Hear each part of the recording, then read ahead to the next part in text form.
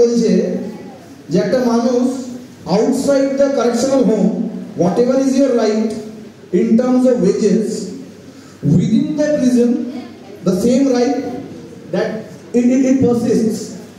Example দিয়ে বলছি যে আমার ছাত্রছাত্রীরা জিজ্ঞাসা করেছিল যারা বসে আছে জেলের মধ্যে যে তারা যে কাজ করে ওখানে দু ধরনের পানিশমেন্ট হয়, একটা হলো সিম্পল ইমপ্রিজনমেন্ট আর একটা যে রিগারাস ইমপ্রিজনমেন্ট, যেটাকে বাংলায় বলে সশ্রম কারাদণ্ড। তো যাদের সশ্রম কারাদণ্ড থাকে তাদের কাজ থাকে কিছু না কিছু। তো ওই এনএলইউ মানে ওই যোধপুর জেলের কয়েকদিনের জিজ্ঞাসা করেছিল আপনারা বানানটা কি, মানে কি কাজ আপনার পান ওখানে। তো ওই জেলের অ্যাকচুয়ালি যারা জবাব দিয়েছিল তারা বলেছিল যে বেতের কিছু চেয়ার বানায়, and for that they are being paid at hours per day, মানে যত ঘন্টা কাজ করলো সেই অনুযায়ী 10 টাকা করে পায়। Here lies the first question of these human rights.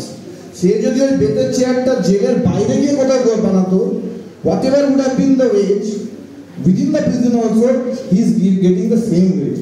সেটা যে দিতে পারে না তার মানে তার মানবাধিকার নেই, রাইট টু লাইফ নেই। রাইট টু লাইফ মানে ওটা মানে বেসিক রাইট। ওই রাইটটার সাথে না থাকলে আর কোন রাইটের কোনো মানে নেই। মানে ওই রাইট টু লাইফের মধ্যেই আছে আমাদের বড় কথা right to live free from pollution. আমাদের ভোপাল গ্যাস ট্র্যাজেডি হয়েছিল, গ্যাস বেরিয়েছিল from one of the Union Carbide, সেখান থেকে বেরিয়ে গিয়ে চারদিকে ছড়িয়ে গিয়ে কোটি কোটি লোকের মৃত্যু হয়ে গেছে at that point of time. ইস্যুটা হচ্ছে যে যদি যে এখানে বাঁচছে সেখানে তার ফ্রি এয়ার টু সে না পায়, সেখানেও একই প্রশ্ন আসছে যে সেই দেশের human rights are absolutely faulty.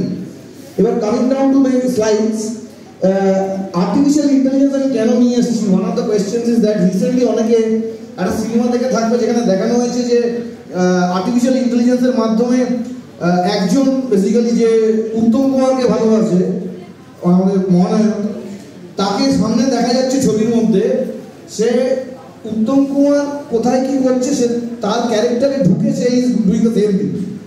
এবার এইখান থেকে আসছে আলোচনাগুলো, laws have to be capable enough to handle all of that. কালকে এই ধরনের আর্টিফিশিয়াল ইন্টেলিজেন্স ব্যবহার করে কেউ কোনো কাজ করলে তার এগেনস্টে লাইবিলিটি তৈরি করা ইজ অলমোস্ট ইম্পসিবল। আইনকেও সেই রাস্তায় হাঁটতে হচ্ছে, কারণ সে গিয়ে বলবে আমি তো কাজটা করিনি, উত্তম কুমার করেছিল। So you can understand the question. Artificial intelligence এসে যাওয়ার পরে there is a new challenge. অনেকের বাড়িতে দেখতে পাবে যে রোজ 3টে 3:30টার সময় কোনো না কোনো ব্যাংক ধস করে একটা ফোন ওঠায়, ফোনে এসে বলে যে আমি এই আজকে বাজাজ ফাইন্যান্স, কালকে অন্য কোনো জায়গা থেকে ক্রেডিট কার্ডের জন্য আপনাদের